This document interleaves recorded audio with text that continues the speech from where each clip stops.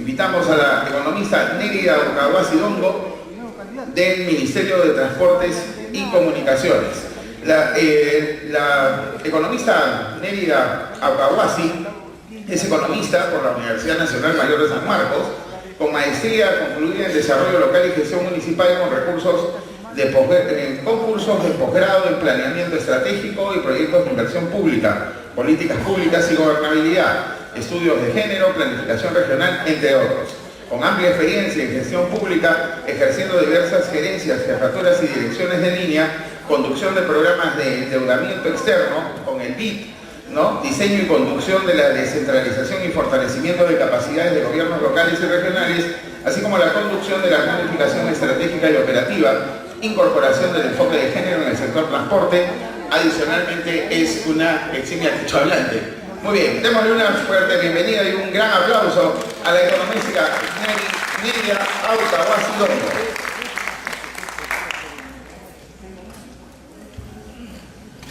Buenos días, señores representantes del rectorado de la prestigiosa Universidad Particular Ricardo Palma. Buenos días, auditorio, damas y caballeros. Les traemos un cordial saludo y muy fraterno de nuestro señor Ministro de Transportes y Comunicaciones, el ingeniero Edgar Trujillo Mori, así como del Director Ejecutivo de Provías Nacional, el ingeniero Carlos Lozada. Y es un honor para nosotros estar presentes en este evento, digno evento, que es un foro sobre el desarrollo turístico. En lo personal estoy convencida de que el turismo, que tan clásicamente se afirma como la industria sin chimenea, es el presente y futuro de nuestro país. Es la actividad que puede proporcionar a nuestra economía los ingresos y la competitividad que necesitamos, basado en la explotación adecuada de nuestros recursos turísticos.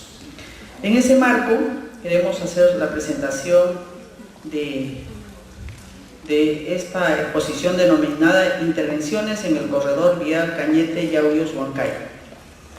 Antes de ello vamos a hacer rápidamente una presentación macro acerca de la visión y de las condiciones que tiene nuestro país respecto al transporte y a las carreteras en específico.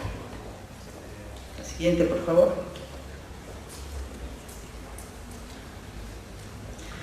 Bien, en la siguiente lámina tenemos un mapa de integración vial de América del Sur y luego está a la derecha el mapa vial del Perú. Esto para graficar que el desarrollo vial de nuestro país, que comprende 3 clases de carreteras, se circunscribe ahora, a partir del 2000 para adelante, en lo que se denomina el conjunto de iniciativas de integración de Sudamérica, los IRSAS. En el año 2000 se empieza a organizar y a juntar los países de América del Sur para que los esfuerzos por integración no sean solamente internos de cada país, ya que cada país también se tiene que articular con sus vecinos y los vecinos con los otros vecinos, entonces sea un esfuerzo conjunto. Entonces esto nos da una mirada macro de las carreteras en Sudamérica y en el cual se circunscriben nuestras carreteras. En la siguiente lámina tenemos la clasificación de las carreteras, que son en la red nacional, las carreteras nacionales, que son competencia del gobierno nacional, en este caso del Ministerio de Transportes y Comunicaciones, y el Ministerio de Transportes tiene su proyecto especial denominado Provías Nacional para que gestione las carreteras nacionales. Luego está la red vial departamental, que es competencia de los gobiernos regionales, y seguidamente está la red vial vecinal, que es competencia de los gobiernos locales. Pero como vemos en el cuadro de la mano derecha, que la red vecinal es la más cuantiosa, que representa el 67.35% de toda la red del Perú. Es decir, el conjunto de carreteras del Perú suman 160.000 kilómetros, de las cuales casi 110.000 kilómetros son los caminos vecinales. Y esto es importante porque les voy a mostrar en una subsiguiente lámina un hecho que se relaciona con esta cantidad, con esta magnitud. Pasamos a la siguiente lámina, por favor. Entonces, podemos ver cómo a partir del año 2000 para adelante, la economía de nuestro país ha sido relativamente, digamos, favorable en términos de que ha habido un crecimiento sostenido hasta el momento, exceptuando, digamos, un bache en el año 2009 debido a la crisis financiera internacional que provocó la burbuja inmobiliaria de Estados Unidos, recordarán seguramente. Entonces, en ese año solamente tuvimos un crecimiento de 1.1%, pero fuera de ese año estábamos con una bonanza excepcional de 6.5, 6.7, 7 puntos y picos de crecimiento, e incluso llegamos hasta 9.1%. Luego el crecimiento ha bajado por las razones que ya todos conocemos, pero igual es sostenible en términos de que tenemos los resultados en azul. Ahora, en la siguiente lámina, por favor, vamos a relacionar los presupuestos que genera la consecuencia del crecimiento del país, los presupuestos asignados a carreteras respecto a los indicadores de competitividad. Como vemos en la parte superior de la lámina, tenemos ahí la evolución del presupuesto del sector para carreteras, lo que es del 2000 al 2016. Y vemos cómo a partir del año 2008 crece muy significativamente. Incluso del 2007, que era 1.659 millones, luego en el 2016 ya era 10.000 millones. De estos 10.000 millones, aproximadamente para las carreteras nacionales eran 6.000 millones de soles. La diferencia es para el tren y para comunicaciones. Entonces, esto en términos de asignación presupuestal y en términos de inversiones es una buena noticia. Pero cuando esto lo contrastamos con la evolución de los indicadores del Foro Económico Mundial, cómo nos mide el Foro Económico Mundial a nuestro desempeño en carreteras y en infraestructura en general, podemos encontrar el cuadro de la parte inferior, en donde tenemos que en calidad de infraestructura, del puesto 113 y puntaje 2.4, estamos en el puesto 111 y el puntaje es 3.1. El puntaje total máximo para la competitividad es de 7 puntos. Ahora en carreteras, en el año 2008, estábamos en el puesto 99 y el puntaje era 2.6. 2.6 sobre 7, estamos hablando que es más o menos 0.8 sobre una nota vigesimal. Ahora, 10 años después, digamos que estamos en carretera estamos en el puesto 108 y el puntaje es 3. Todavía no estamos llegando a 3.5, que sería lo equivalente a 10. Entonces, tendríamos que preguntarnos por qué, si los presupuestos han subido hasta 10 veces su asignación del 2006, del 2005, y ahora no se ha movido mucho en las carreteras. Esto se explica por el hecho de que, como habíamos indicado en la lámina tras anterior, estos indicadores el Foro Económico Mundial lo mide en función a la red total de las carreteras. Y si bien en la red nacional hemos mejorado y hemos crecido, por ejemplo, la red asfaltada actualmente está bordeando el 75% de la red nacional, pero la gran brecha y la gran deuda tenemos en carreteras departamentales, cuyo porcentaje de asfaltado es aproximadamente 12%, y en carreteras vecinales el porcentaje de carreteras asfaltadas es 2%. Entonces, cuando el foro mide la red asfaltada total entre la red total de carreteras. Por eso es lo que no se mueve nuestro reloj.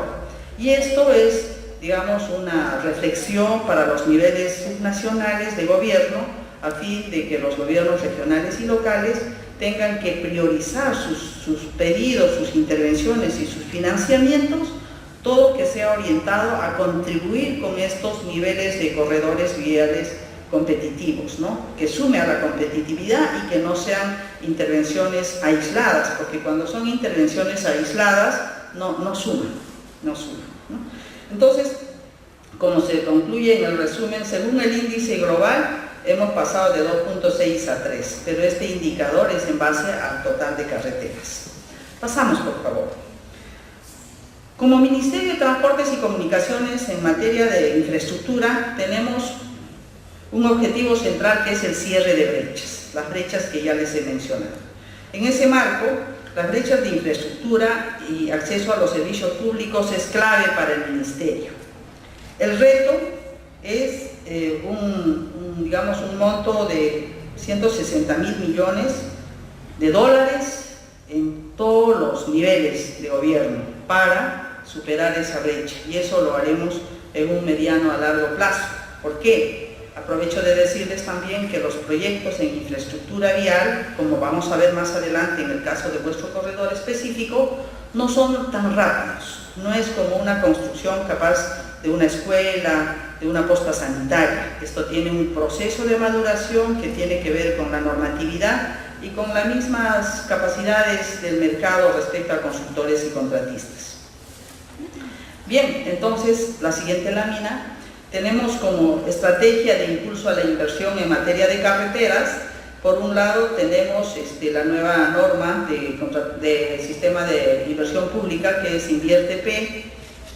Luego tenemos también como estrategia las asociaciones público-privadas, que se reflejan en las concesiones. Por ejemplo, tenemos casi 7.000 kilómetros de los 26.000 kilómetros de red nacional, casi 7.000 kilómetros están concesionados, y esto implica una asociación público-privada porque son los inversionistas privados los que se animan a presentarse y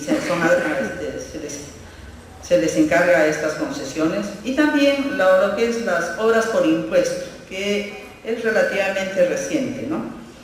Ahora, en cuanto a, para comprender un poco la siguiente lámina, por favor, para comprender un poco la competitividad respecto a la infraestructura, tenemos que tomar en cuenta que las carreteras por sí solas, digamos, no caminan.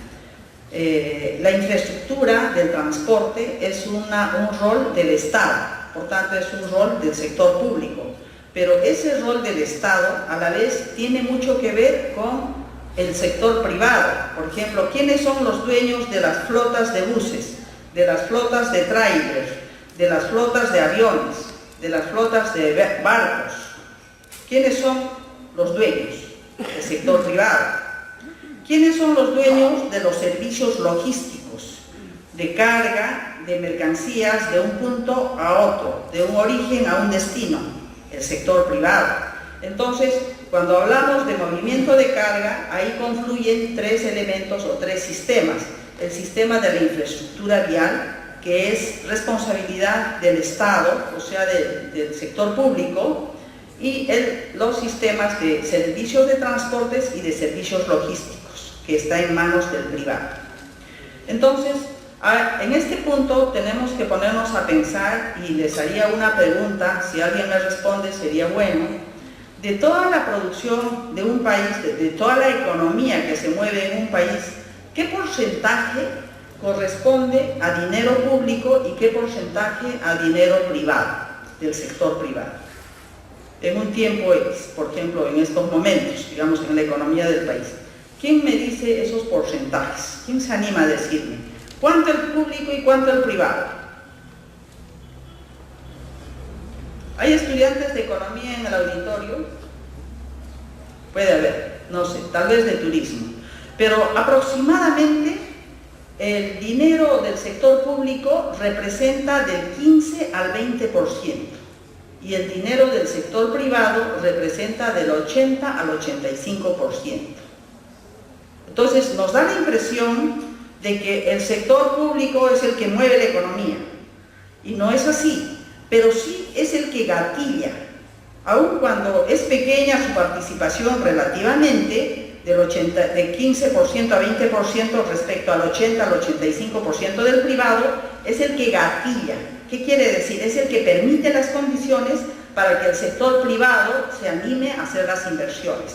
Por ejemplo, buenas normas que se cumplan, eso lo genera el Estado. La institucionalidad, el respeto a la normatividad, el respeto a los contratos, eso lo genera el público, el sector público.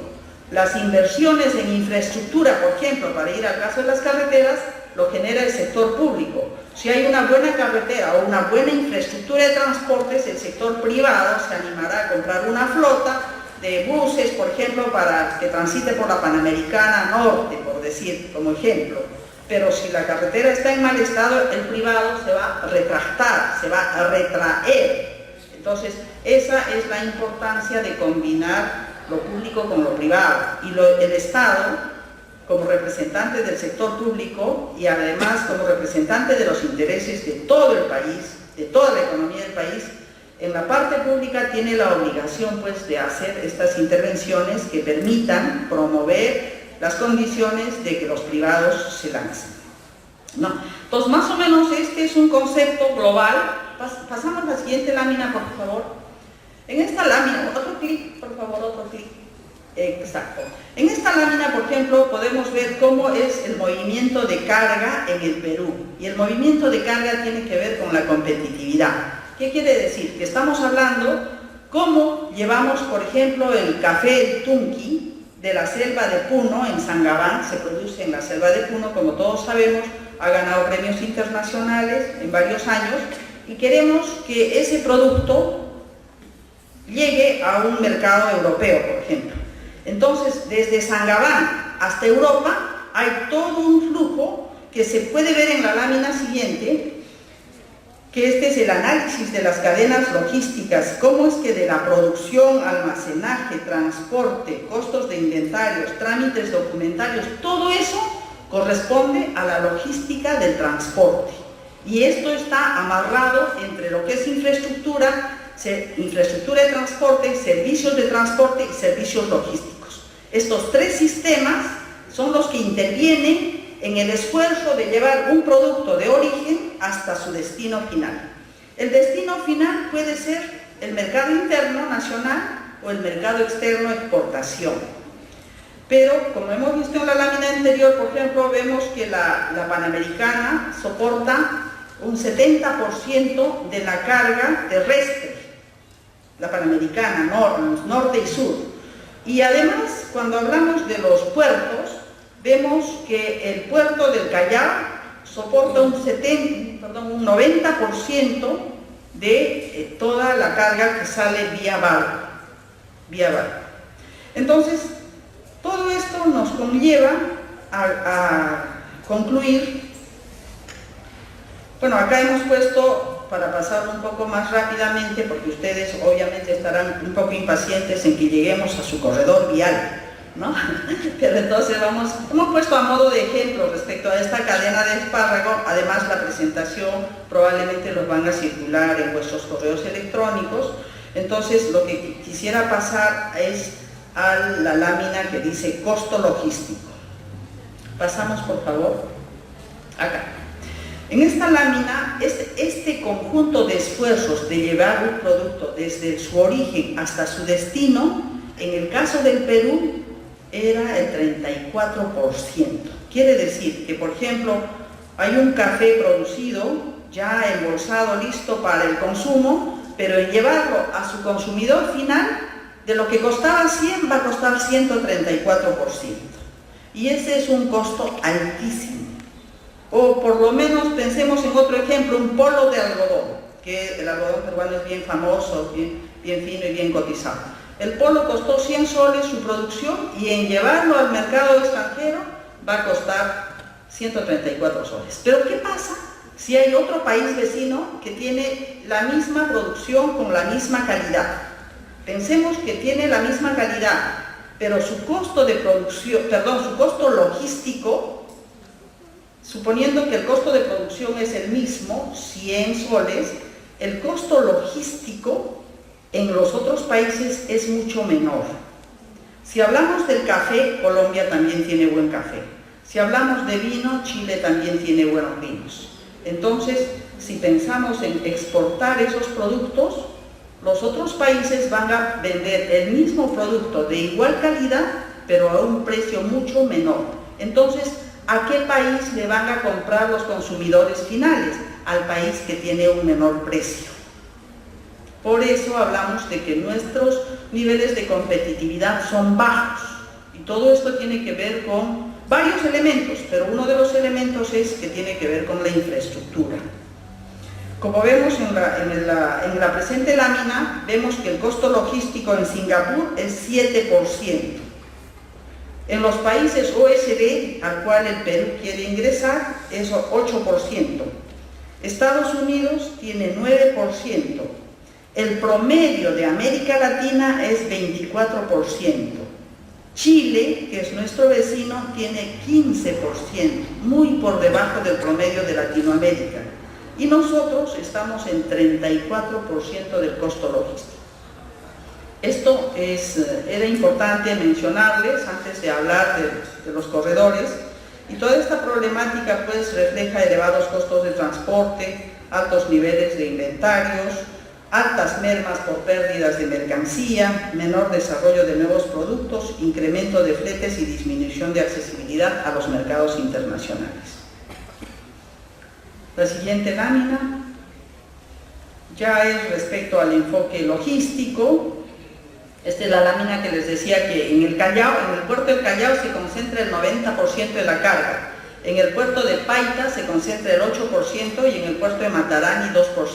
El resto de los puertos son relativamente insignificantes aún, pero la idea del desarrollo, digamos, del sector transportes con enfoque logístico es desarrollar los puertos de manera equivalente para que se desconcentre también toda esa presión que ahora afrontamos en el Callao. Pasamos rápidamente para ver una mirada de la red nacional. La siguiente, por favor. La siguiente, ahí estamos. En la red nacional, la siguiente lámina, por favor, vemos ahí los ejes longitudinales y transversales de la red nacional. De estos, el 76% está pavimentado, mientras que en la red departamental, ¿qué porcentaje habíamos dicho? En la red departamental, solo el 12% de carreteras departamentales está pavimentada, y en la red vecinal, 2%.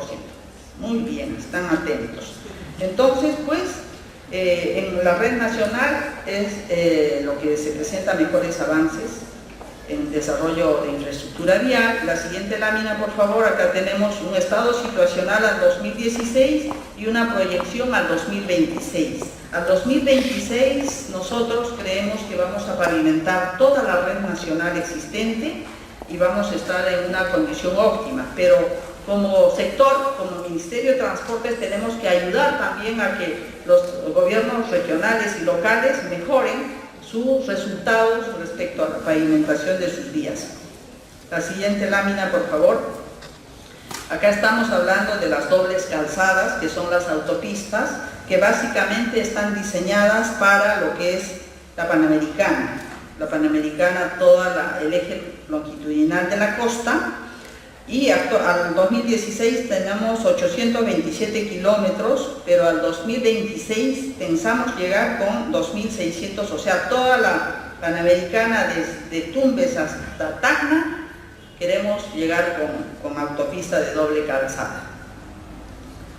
Pasamos a la siguiente. También tenemos un programa de puentes, que queremos construir cerca de 700 puentes definitivos y modulares, y esto estamos haciendo rápidamente en nuestros programas de inversiones. Ahora sí, la siguiente lámina, por favor, vamos a entrar a lo que es materia de la presente exposición.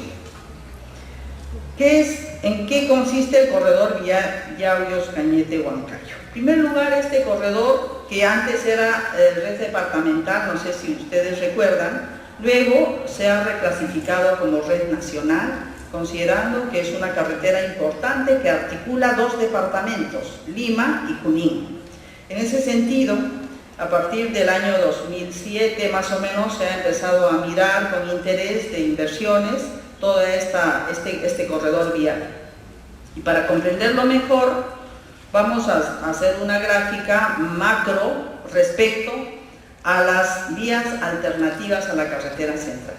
Como todos saben, la carretera central, que parte del puente Ricardo Palma en Chosica, con destino a La Oroya, de ahí se bifurca para el norte, pasando por el desvío de Pasco, Huánuco, y luego a la derecha se va hasta Tingomaría, Pucallpa. Y luego de La Oroya toma también una desviación a Huancayo. Esa carretera clásica, llamada la carretera central, está ya totalmente saturada por el volumen de tráfico y porque era la única vía. Entonces, el Ministerio de Transportes y Comunicaciones, en su afán de encontrar otras vías alternativas, es que justamente identifica como una de las vías esta carretera, que es la carretera Cañete, Yauyos, Chupacha, ¿no? Entonces, acá en el mapa refleja las 6 vías alternativas o las 5 alternativas a la carretera central, y en el mapa siguiente, en la lámina siguiente, está justamente la carretera del corredor vial que empieza en Cañete hasta Pilcomayo, con casi 300 kilómetros de longitud, ¿no? Entonces, esta carretera tiene varios, digamos, subtramos, que está descrito debajo del mapa, cada uno con sus longitudes y su estado situacional. La siguiente lámina, por favor. Entonces, en la carretera, en este corredor, vamos a resumir que tenemos 3 intervenciones importantes. Una, que es el mejoramiento y rehabilitación con inversiones, que se hizo y se concluyó el 30 de noviembre del año 2015. Esto consistió en un mejoramiento de la carretera Cañete a Lunahuaná de casi 40 kilómetros. Estas obras se realizaron con una inversión de casi 150 millones de soles. Entonces, esta es una obra importante y está ya en uso para ustedes.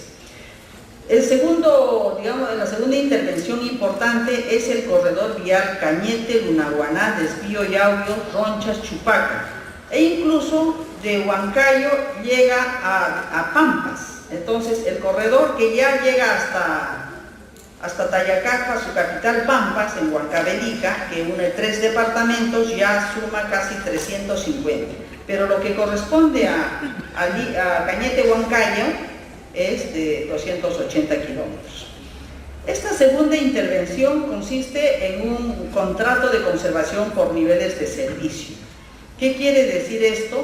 Quiere decir de que es un contrato a 5 años, en la cual se le encarga a un contratista conservador, pasando por supuesto por todos los procesos de licitación, y consiste en una intervención de conservación, mantenimiento a todo lo largo de la vía, que son 343 kilómetros, con una inversión de 150 millones, y en este año tiene un presupuesto de 33.6 millones.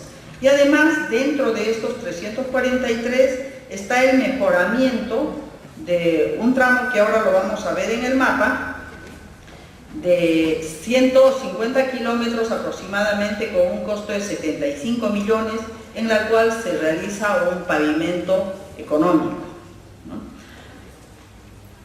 Este corredor vial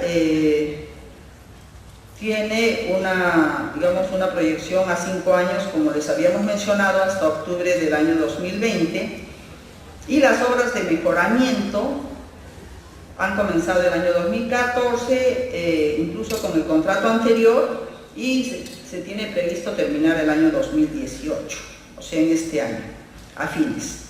La situación actual está en que estos tramos están en aprobación del plan de mejoramiento para el inicio de sus obras y está en curso el contrato.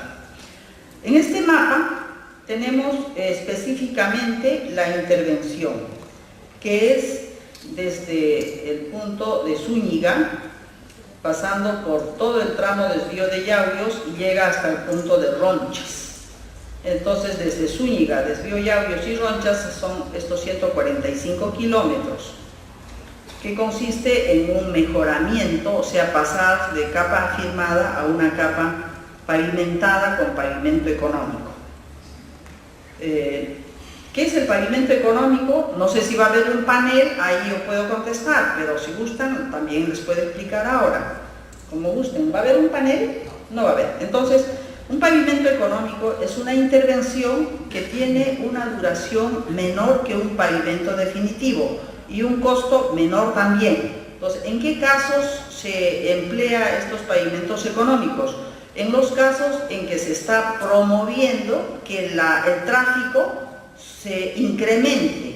¿Para qué? Para que una vez que se incremente el tráfico lo suficientemente, tenga la justificación necesaria para la evaluación económica del MEC pueda pasar. Porque ustedes saben que la evaluación económica del MEC para hacer las inversiones grandes en el pavimento definitivo pasa por un filtro de lo que es la evaluación económica. En esa evaluación económica tiene que demostrarse la rentabilidad de la inversión. Esa rentabilidad tiene mucho que ver con el tráfico de vehículos. Es decir, el Perú, donde no nos alcanzan los recursos para todas las inversiones, se tiene que priorizar aquellos corredores donde hay más volumen de carros. Eso es obvio, ¿no es cierto? Cuando hay poco volumen de carros no puedo hacer una inversión tan grande. Pero mientras tanto, a fin de promover de que por ahí sea la ruta y sea una de las 6 alternativas o 5 alternativas de la desviación de la carretera central, entonces hago una pavimentación económica de menores características para que los carros se animen a pasar por ahí. Antes ya se hizo una pavimentación económica, ya terminó su vida útil, porque la vida útil de una pavimentación económica es de 3 a 5 años. Ahora se está haciendo una nueva en ese tramo de 145 kilómetros. Ahí están los datos de la intervención, la siguiente lámina, ahí están los datos de la intervención y eso es lo que... No, esta siguiente lámina ya es para un proyecto de inversión. Entonces, una vez que se hace el mejoramiento con pavimento económico, ya podemos pasar al otro nivel para hacerle un pavimento definitivo. Pero esto tiene también sus fases, según la ley de INVIERTE-P, que antes se llamaba SNIP, Sistema Nacional de Inversión Pública. Tiene sus fases: perfil, factibilidad, estudio definitivo y obra. Y para llegar a la obra tiene pues sus tiempos. Todo tiene sus tiempos, sus periodos y sus fases. Entonces, mientras se avanza con la otra intervención menor, que el 2020 debe estar terminando, se está haciendo lo que es el perfil para la inversión definitiva, para el pavimento definitivo de todo este corredor, desde Zúñiga hasta Ronches, ¿no? Que son 195.6 kilómetros aproximadamente. Las características de este proyecto están en la lámina que se describe, y la situación actual es que este perfil ya ha sido aprobado, pero ya el MEF nos ha dicho readecúenlo a las características que exige la nueva ley de INVIERTE-P, que consiste en un perfil mejorado o ampliado para ya de ahí pasar de frente a lo que es el estudio definitivo. Después del estudio definitivo viene la obra. Eso es una proyección que se está realizando en este tramo de Zúñiga, Desvío Yauyos a Ronchas, para una solución definitiva que se hará en lo posterior.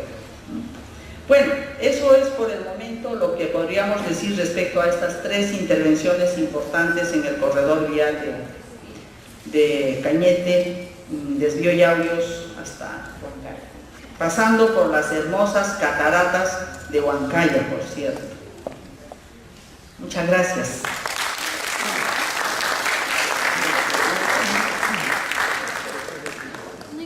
Ha sido la doctora Nidia Aucahuasi,